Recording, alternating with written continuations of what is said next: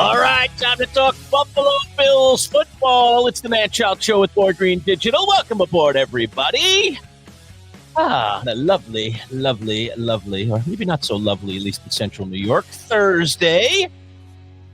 And we're talking about wins. That's always good. By the way, Mookie in the house today with the Manchild. And check these out, Boy Green. Koala pajamas. Look at those babies. Look at those puppies right there. He's got little koalas on there. All right. All right.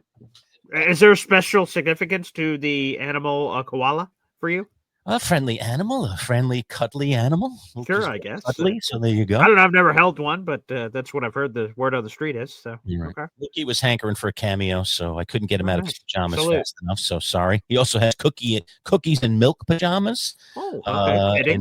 Holiday season. He has a shirt for every occasion. He's got multiple Giants jerseys, Syracuse jerseys. Wow. I don't think I've gotten him a Buffalo Bills jersey yet. Maybe is that on the table? Would you arrange that? He could arrange it. A little doggy. He's about a 15-pounder. Buffalo Bills jersey from my dog Mookie. Yeah, he likes sporting the clothes. Anyway, welcome aboard, everybody. You see him right there. That's Anthony Prohaska from Cover One. And today's broadcast brought to you by our friends at Bayberry Automotive, integrity and everything. Now with 2 locations, now the newest location on Morgan Road. It looks very nice, Boy Green. Going to get over this week and check it out. New signage, everything looks good. New lifts, new gear, new tools. Ooh, the guys over there must be having a ball fixing those cars and getting everybody back on the road. Just got my snow tires on from Bayberry Automotive last week. And yes, I heard this morning on the Syracuse News and some snow in the southern hills. I'm like, I'm ready for you, baby. Let's go right through them. Let's go right through with those snow tires. So I'm ready to go. All right, let's talk some football. Anthony, welcome aboard. How are you? How can you bring me on after Mookie? Like, how am I supposed to follow up the adorableness? Like, it's just setting me up for failure. It's like, here's this adorable dog in his koala pajamas, and then here's this guy. But I'm good. I mean, I was good until I had to follow up on Mookie. But thank you for having me, as always. He is eternally cute. He is. He's eternally cute is such a good way to label it. Very high. Yeah. All right, man. We got something great to talk about for you. I mean, the Jets were great this week because they got rid of some of their players. Wow. So maybe that makes them better. The Giants did nothing, so I'm completely and utterly bored here. But the Bills went out and won themselves a football game. Did it, as the premier game, that 4:30 game. Everybody was watching, and it was convincing. I know that, hey, there was a play at the end of the game and so on and so forth. But I was convinced, at least that day, that the Buffalo Bills were the better team on the field. So, again, we talked about the importance of that game rolling in. We know there are more important games to come, potentially with the Chiefs in the postseason, if they can find their way to the postseason. But let's talk about the residuals for the Buffalo Bills. Yeah, I think it was like you said, it was a really good win for the Bills. And dare I say, I think they controlled the majority of that game. I know Kansas City went up at one point, 10-7. Shut up, Paul. I know they went up 10-7 at one point, but the Bills, they ran the ball early. They established the run early. They got some explosives from the tight ends. They, kind of leaned into the tendency they built through the run game and through heavier personnel and used that to work some stuff in the pass. And defensively, man, I had been worried about the defense coming into the season. And we've talked on the show that, really through the first 6 weeks or through the first 5 weeks in the first half of the Falcons game, pretty much all of my worst fears for what the defense could be this year in a bad way had come to fruition. And since the second half of that Atlanta game, through Carolina and through Kansas City, since Sean McDermott got his hooks a little more into the defense, they've just been playing on a different gear and on another level and on another foot. And I thought the Kansas City game was really representative of that, with how matchup based they were for Kansas City. They dictated that game, coming out, they playing over 40% dime, which is something they don't do. Before that, they were playing dime 14% of the time. And that, with their rush patterns, tying that in with coverage, they had a really Kansas City specific plan defensively, and they executed it with a bunch of backups and practice squad guys because they had a bunch of dudes that were hurt. And so, yeah, it really was from bell to bell, a really strong performance on both sides of the ball for the Bills. Anthony, you told us before we started this interview that you were there live in person. I want you to give us the atmosphere, give us the taste of it, because I feel like, and I don't know if it still is when you get to this chapter of the story, they were talking about it on the broadcast of like Peyton Manning, Tom Brady, all the times that they faced off. We have Josh Allen and Patrick Mahomes, these constant matchups. Is there extra juice for even still for the Chiefs Bills now that we've seen it a bunch of times? That it's still there the way it was in the beginning? Absolutely. Even just, I don't know how many Bills games I've been to. Like, I sincerely can't count. And I don't remember like an atmosphere like there was for Bills Chiefs. The stadium, that first, I tweeted something about it. It was really hard to tweet. I have horrible reception every time I go in the stadium. But so the Bills open up, they score, they go up 7-0. Kansas City gets the ball. The stadium is like shaking. Like, I felt like I was playing like NCAA football, and the stadium shaking because you're like playing at Penn State or something. Like, it was awesome. It was loud. Literally stadium shaking, and I'd never Those experienced older, if I could jump in, Anthony, those older stadiums have that shake. The old Yankee Stadium had that shake. So you guys, the Buffalo Bills, that is, are getting ready to move into that brand new building. You might not get that shimmy shake anymore. It's kind of fun to have that shimmy shake when the crowd's really excited. Yeah, that's a good point too. Yeah, it just kind of reverberated through, the old, Highmark / Ralph Wilson / Rich Stadium, and it was just so cool to feel that. The energy was up from starting from the tailgate all the way through. And I do think the Bills could beat the Chiefs every year in the playoffs going forward. Bills fans the hate will dissipate a little bit, but Bills fans are going to consistently hate Patrick Mahomes. They're going to consistently hate the Chiefs. That hatred is very much there. And even tying into that Manning-Brady conversation, I think the Bills and Allen are very much in the Peyton Manning side of it before the Colts had that victory in the AFC Championship against the Pats, where they came back. Fumble and the touchdown on the goal line, and where they go to the Super Bowl against the Bears. Until that, it was very much, well, Tom Brady owns this. Now, the Bills have had more regular season success than Manning had success at that time. But yeah, I think you're very much in that Manning-Brady status between Mahomes and Allen. I think the fan base, their feelings towards Kansas City and Pat Mahomes definitely reflects that.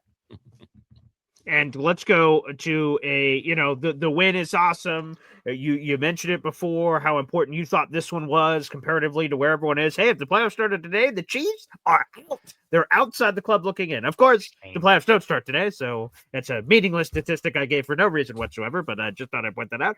But, the Bills get the win, but it comes at a cost. And a player that you've been talking about with suspension and waiting, and boom, he's here. And now, just like that, he's gone. Talk about an Achilles taking out a key defensive lineman for the Buffalo Bills. Yeah, Michael Hoecht, man. He somebody who I had identified on, every year I kind of do like a free agent, like an ideal free agent fit for the Bills. And it's not just based on like who I want. It's based on like guys that I think they could go after, plus the fit, plus the need.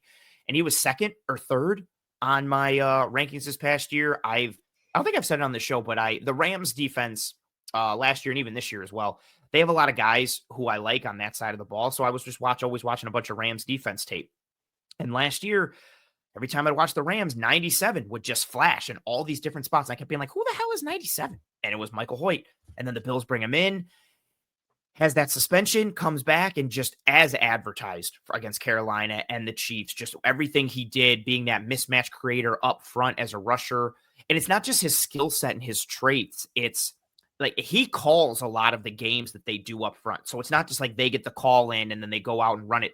He gets to the line and he's calling the games between him and Bosa or him and Rousseau. Like, he's dictating what they're doing up front. So it's what he brings physically with the violence and his skill set and traits and frame and athleticism, but it's also what he brings between the ears and how he's able to call that and recognize the flow of the game and what's working, what's not, what to tweak. So it's a big blow, with that Achilles injury, not going to see him for a very long time. They were able to do some things with Dorian Williams and Javon Solomon in that kind of spinner role that Hoecht played. I don't think you're going to get anywhere near as the level of effectiveness as you got with Hoecht, especially mentally, but I'm interested to see what they do there going forward, because I think that role is important to how varied and versatile this defense has been the past couple of weeks. And him going down, it just sucks on a multitude of fronts. I being there live, like, you don't see everything. You're focused on something else. And I just noticed a huddle of bodies around somebody. And I remember going, I was like, who's that? Like, who's down? And nobody who I was with knew. And a girl in front of me she leans back and she goes, Michael Hoecht. And my whole body just sank because I could see, like, it was the type of huddling around that wasn't like, oh, okay, he's fine. It was the type of huddling that I was like, oh, someone's really down. And it was him. And then I saw the footage and he popped his Achilles and he kept playing through. he played through the play for like another like half a beat or a full second. Like dude's just a warrior. It sucks. Yeah, and a quick follow-up on that. If you guys, I'm sure you saw it, Anthony. If you didn't see it, Lurch. So Hoecht blows out his Achilles. He crawls to the sideline, for God's sakes. And, like, they're like, all right, they check it out. And you can check from, I'm not a medical guy, but they say that they can feel back there. And if your Achilles is gone, they know. Yeah. And then they could go confirm some of the medical stuff. And he asked the doctors, can I stay out here? They're like, yeah, I guess. Yeah. And he watches the game, and at one point, his angle on the bench is not good enough. He's like, "Hey, can we get over there? I want to watch the defense." So he sort of hops along and gets to another bench down the Bill sideline, so he can get a better angle of watching the game. I mean, what a warrior!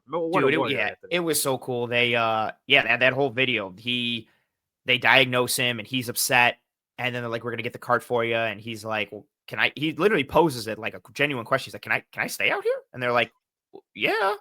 And then, I want to get down there by the defense. They hop him along. It just added to the mystique. Also, what's funny in that too, that clip starts where he's getting up off the ground and Trey Smith is like the right guard for the Chiefs. He's like, "Hey, are you okay?" And Hoyt's like, no. And he hops along. That made me feel a lot better because on the tape, Hoyt pops his Achilles and he's hopping. And Trey Smith takes advantage of it and dirts him. The reason Hoyt is pulling himself up off the ground is because as he's hopping on one leg for 3 or 4 seconds, Trey Smith blindside pushes him down to the ground. And then I think he does it and then is like, "Oh no, are you seriously hurt?" Like, so I think Trey Smith, but when I was watching it on the tape, I was like, dude, that's so dirty. Like, you could tell Hoyt was banged up, but I think once Trey Smith did it, he was like, "Oh, no, you're actually hurt. I'm so sorry. Are you okay?" Like, so that that was my biggest takeaway because I was so mad. Football field. Oh my God, we don't see it very often. And I get it. Like, it's football. Like, you're playing through the whistle, but you can tell when someone's like banged up versus like, that guy might actually be hurt. And so he pushed him down and then checked on him. And I was like, okay, that reduced my hate a little bit. I felt a little better. Well, my fine feathered friend in the middle here had a very active trade deadline, but the Buffalo Bills, much like my Giants, had a very inactive trade deadline. Or were they, Anthony? Were the Bills, in your opinion, out there trying but just got outbid, or were they just, complacent and said, "We're good"? Yeah, it's also super frustrating that like the Dolphins and Jets are both kind of in fire sale mode, and they're not going to deal with the Bills. Like, so 2 of the most active teams of trading away people aren't going to trade guys to the Bills. So that hurt them a little bit. No, I absolutely believe they were active. I've said this every deadline, and Brandon Beane has actually been decently active the past couple of years, but Brandon Beane is always kicking the tires on everything. This goes back to the Stephon Diggs trade that came out of nowhere. He's always trying to improve this team. So I do not think there's any world where he goes into a trade deadline and is just like, "Yeah, we're fine. We don't have to do anything." I think he recognizes, like, and what he said, right? Like, the roster's good. We believe we can win a Super Bowl with this roster, but they were trying to make moves. Even going into this week, I know there's, national reports and rumors, but there was so much smoke around the Bills going after a wide receiver or trying to make any move that it just, where there's that much smoke, there's bound to be fire. And I do think they tried to make a move. And when you listen to Brandon Beane's presser yesterday, he was genuinely frustrated. I think they were on the line for several potential deals. I think they were kind of going for some bigger names and I think they were going for like a true wide receiver 1. And he talked about it kind of in a bitter way, like these younger GMs and they're out here playing fantasy football. I think he tried to make some deals and he called and was like, "Hey, what would you guys give us for this?" And then they were like, "Okay, we'll give you that, but we want this." And I think he was like, "Beg pardon? You want what?" "Oh, well, we can't do that. So what can we negotiate here?" And they were like, "Nothing." I think his fantasy football comment was in reference, and we've all played fantasy. I think it was one of those, like, he was dealing with people who were like, "Hey, I'll give you these 4 dudes off my bench for your 1 starter." You're like, "That's a horrible trade. Why would I do that? That doesn't benefit me." And he seemed genuinely frustrated and bothered by it. So yeah, I think he was active. It's unfortunate that they didn't get a deal done, but I think he expected to get a deal done that day. I expected them to get at least 1. I put the over-under on 1.5. I thought they'd get 1 or 2 done, and they ended up getting nothing.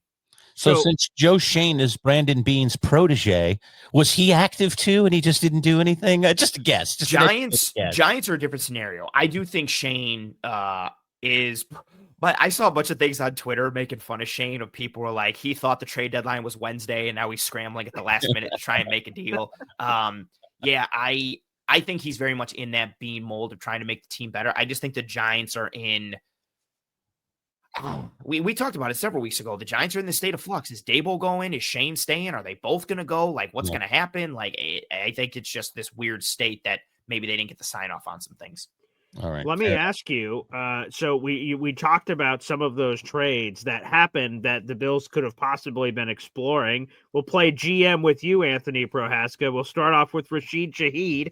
He ends up going to the Seattle Seahawks, and the Saints got a 4th and a 5th. Would you have paid that price for Rashid Shaheed to join the Buffalo Bills? We'll start there. The Bills don't have a ton of picks this year, so I don't like the idea of giving up 2, but I would have paid this price. I am in a spot this year. I'm very big into maintaining draft capital and maintaining like proper resources so you can, have as many throws at the dartboard as possible when it comes to the draft. But I still think the Chiefs are the king of the mountain, the AFC, despite the fact that if the playoffs started today, they're out. But I feel like the AFC is more wide open than it's ever been. And I feel like this is the year to really try and mitigate any vulnerabilities you have. And I think Shaheed would have fit perfectly with what they needed as a guy to take the top off the defense, be a returner, and also who's better in the underneath and intermediate than he gets credit for. I think he would have been a very nice addition. He's a UFA next year, but you're going to have to retool that wide receiver room anyway. So I also think you get the benefit of bringing him in now. He would still fit the team next year. You get the season to feel like how good of a value is he, and maybe you keep him or he wants to stay because the culture in Buffalo is great. So I don't think it necessarily was the pure rental that it could have been made out to be. And even if it was, I think that bite at the apple was worth it. I would have 1,000% made this deal.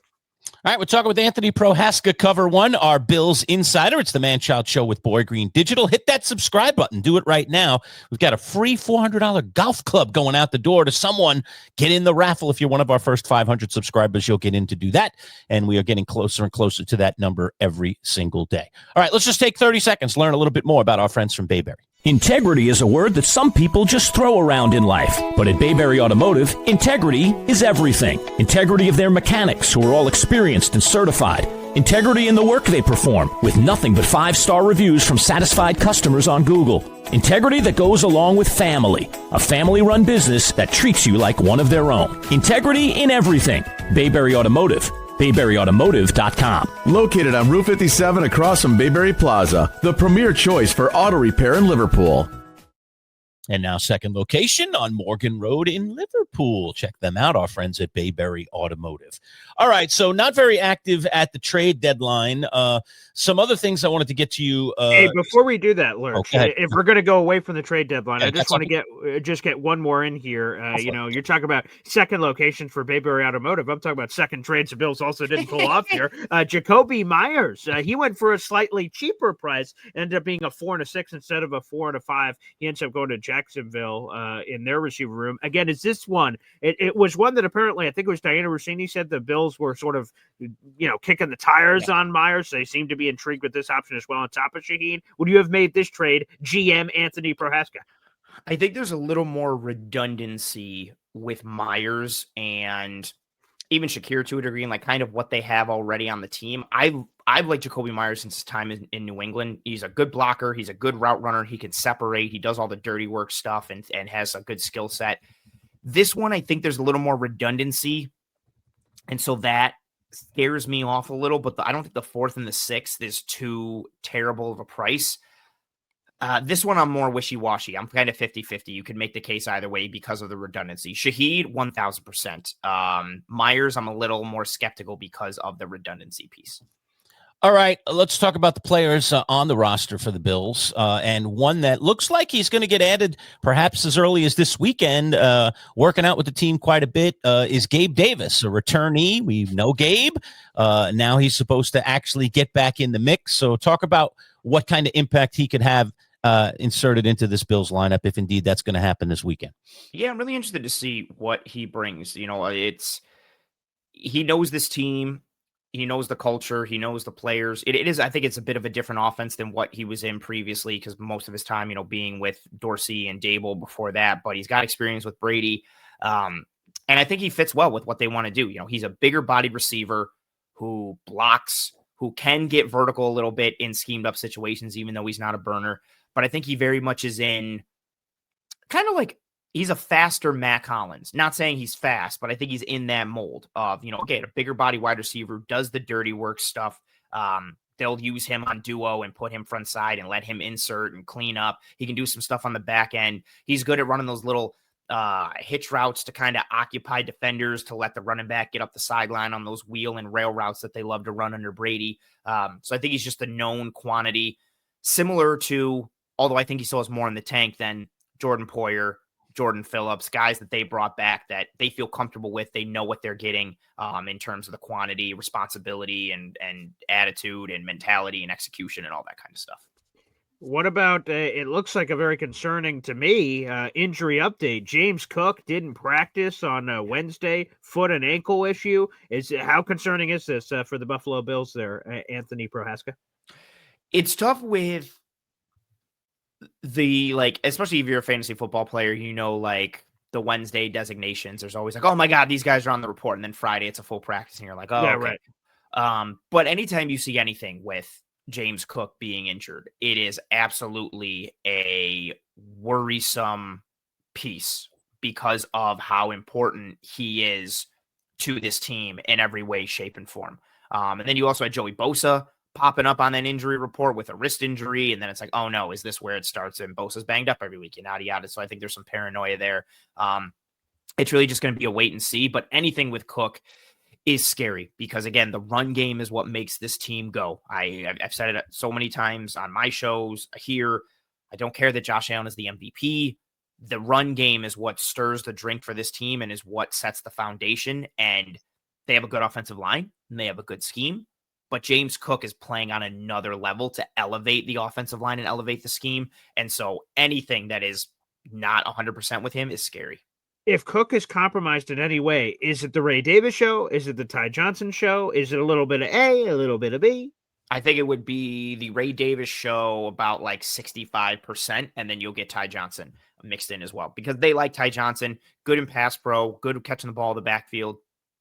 Ray Davis is good at both those things too, just to a lesser degree, but he's the more effective runner, even though I do think Ty Johnson is an effective runner. I think Ty Johnson's an awesome RB3, and I think he could be an RB2 for a good chunk of teams. But yeah, I would expect overall snap share, I think it would be kind of close, but in terms of touches, yeah, I would think it would be the Ray Davis show more than the Ty Johnson show. Oh boy, Green feeling pretty good about that. I know in fantasy he picked up Davis and I picked up Johnson. So which way will it go if James Cook doesn't play? Frankly, I hope that Cook plays and that Ty Johnson just stays on my bench because I don't really need him. But maybe there's a little gamesmanship though too. That's fair. Do you think and again, I'm not looking past anyone. I never do. You guys know I'm very superstitious. But is it should we rest them against Miami because we think we can get away with that, especially knowing you've got Tampa Bay coming up after that.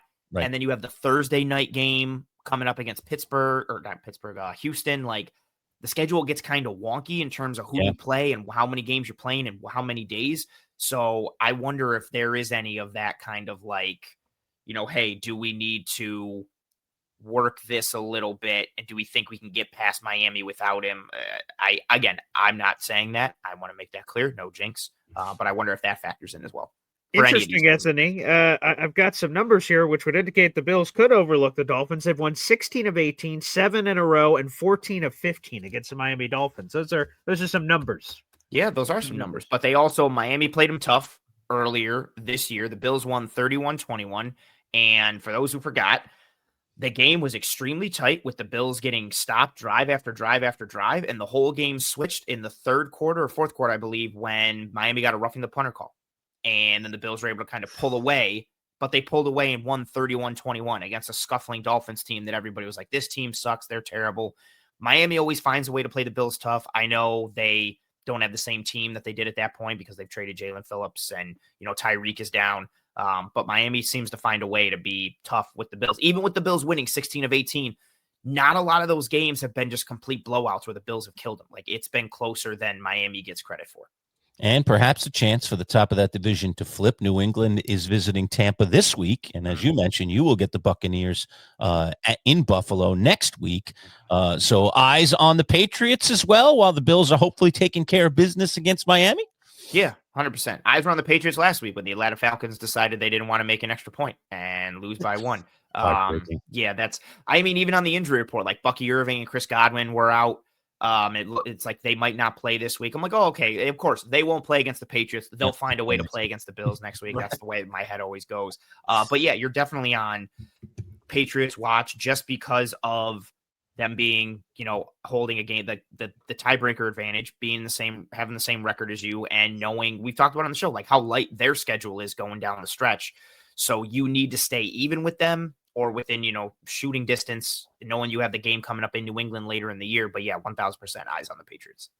What is the concern level there, Anthony? Because a bunch of weeks ago when that's actually how they started their 6-game winning streak, was beating the Buffalo Bills. So going back there, we said, oh, concern level. You're like, pish posh, come on, no, I'm not concerned. No, that is not what happened. I don't know. I think that's what the tape says. I don't know. That is not what the tape says. Total eye roll over the Patriots. So now we get to hear where they've won 6 in a row. Anthony, has the temperature changed for you a little? Well, no, because my temperature is where it was when we first talked about it, where I said coming into that week, I said I thought the Patriots were a good team and this game would be tough for the Bills.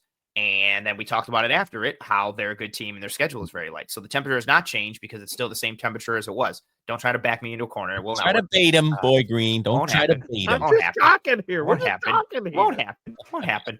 But yeah, you're looking at it like realistically going down the schedule for the Pats. You've got Tampa, the Jets, the Bengals, the Giants. Bye week. This is where I think it gets a little muddy for the Patriots. You come out of the bye. Although coming out of the bye is going to be extremely helpful for them because they come out of the bye, they play the Bills, but then they go to Baltimore. I think by that time, Baltimore's rolling a little healthier. I think there's a very realistic shot they lose back-to-back. They lose to the Bills. They lose to Baltimore. I thought the Jets games would have been a little tougher because of their defense, but again, now Quinnen's gone. Sauce is gone. They've shipped everyone else out. Thanks for bringing that up. Sorry. Vibes are extremely low there for that team. And then they end with Miami. So realistically, if you're going down the schedule, their best chances to lose are this week against Tampa, and then against the Bills in week 15 and the Ravens in week 16. Outside shot maybe at losing in Cincinnati on Sunday, November 23rd. And then honestly, the Giants. I still believe the Giants front is still super good. Like the Giants have the type of front that can take over a game and maybe they cause some problems. But realistically, I think they have like 3.5 chances to lose down the stretch. And this is definitely one of them against Tampa. It's nice to know we're in the mix a little bit to maybe. The Giants could have beaten the Chiefs. Dable couldn't figure out how to get the ball to Neighbors for the whole game. I know. Oh, well, he doesn't have to worry about getting the ball to Neighbors now, does he? Oh, that's mean. That'd be another one of those years. That's mean. Chasing a higher draft pick in the last 5 games of the season. I'm like, please don't win. Just don't win. Just don't find a way to win. It doesn't mean anything. As a person who obviously is a Bills fan and like the drought, that just sucks so much. Like, because you have to watch them, but then you also you're watching them because you want them to lose because you want the pick. Like, it's just blah. But absolutely don't win. Don't do what the Patriots did last year, where they won down the stretch and they threw themselves out of the running for Travis Hunter in the top spots in the draft. Oh God, this Patriots team could be. I mean, granted, they got Will Campbell and he's working out for him, but they could have even better picks and better times this year for the Patriots, which is crazy to think about. It's like an annual rite of passage now for us Giant fans. Just Christmas means let's lose some more games so that we can get closer to the top of the draft and hopefully find another good player. I feel like everything switched in like this. Well, granted, the Bills are only the quote unquote the only New York team, but I feel like the Bills got good and it was like, so we have to pass the burden of their struggles to the Jets and Giants. Thanks. Vicious cycle. All right. Congrats on the win, Anthony. And hopefully another one this weekend against the Dolphins. We won't put anything past the Bills. We'll see. And we'll obviously be watching that Tampa New England game because that could have some repercussions in terms of where we come out next week in terms of the AFC East standings. Anthony Prohaska, Cover One. Thanks as always, buddy. Thank you for having me. Enjoy the rest of your day.